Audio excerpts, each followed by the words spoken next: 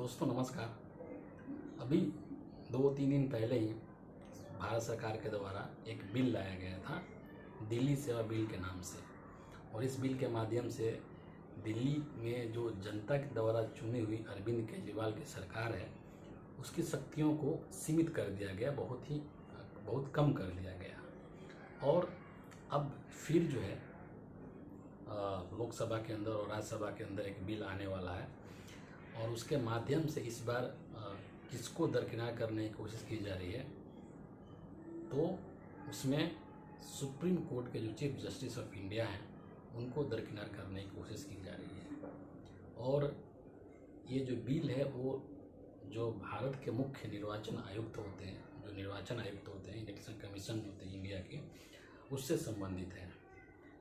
अगर आपको याद हो तो इसी साल के मार्च अप्रैल के महीने में सुप्रीम कोर्ट में एक निर्णय दिया था कि जो निर्वाचन आयुक्त होंगे भारत के, उसकी जो नियुक्ति होगी उसमें 3 लोग शामिल होंगे बेसिकली। उसमें से एक होंगे प्रधानमंत्री, एक होंगे जो विपक्ष का जो नेता होगा वो, और जो तीसरा शख्स होगा वो CJI होगा, चीफ जस्टिस ऑफ इंडिया, यानी जो भारत के मुख्य न्यायाधीश हैं वो खुद जो है इस प्रक्रिया में शामिल होंगे।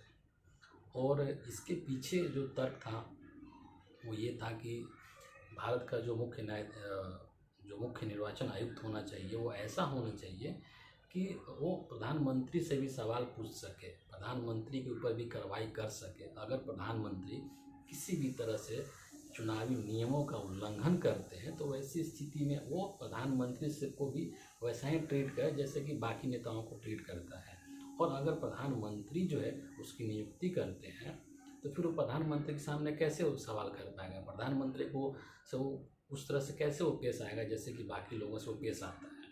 तो इसी चीज़ को मद्देनज़र रखते हुए सुप्रीम कोर्ट में जो 5 जजों की जो पीठ थी उसने ये डिसीजन सुनाया था कि नियुक्ति में, निर्वाचन आयुक्तों की नियुक्ति में 3 लोग होंगे, चीफ जस्टिस ऑफ इंडिया होंगे और प्रधानमंत्री होंगे, और साथ ही एक विपक्ष का नेता भी उसमें शामिल होगा।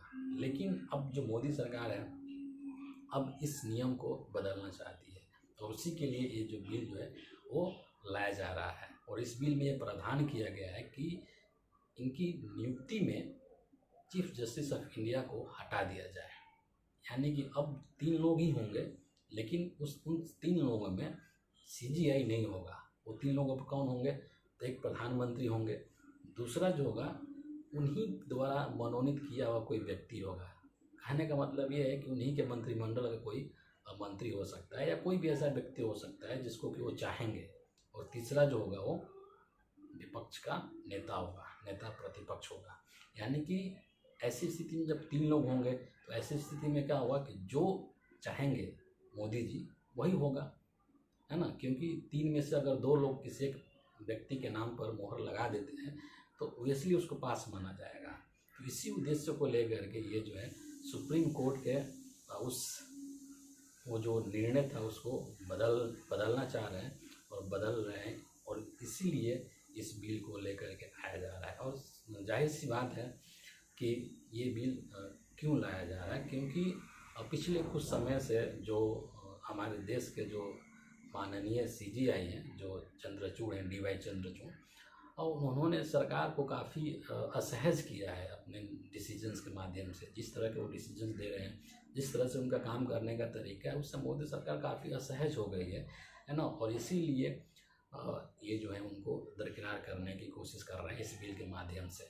और दूसरी तरफ कोशिश ये है कि जो पूरा सिस्टम है उसको अपनी मुट्ठी में रखा जाए और उसको अपने अनुसार, है ना, काम करने के लिए बात देखा जाए। वहाँ पर जब अपने लोग होंगे तो वो वैसे ही काम करेंगे जैसा कि उनको कहा जाएगा, उनको जैसा निर्देश दिया जाएगा।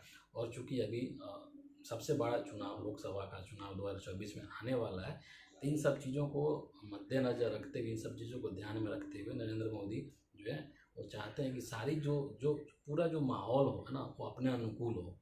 किसी भी तरह का कोई भी ऐसा चीज़ ना हो जो कि हमारे अगेंस्ट में जाए या हमारे प्रतिकूल हो। तो इसीलिए वो इस तरह की बिल लेकर के आ रहे हैं। और सबसे बड़ी वजह यह है कि चूँकि संख्या बल है ना, संसद के अंदर हम संख्या बल है, तो उनको पता है कि हम कोई भी बिल लेकर के आएंगे तो उसको पास कराना हमारे लिए आसान है। तो इसीलिए वो जो है इस बिल को लेकर के आ रहे हैं।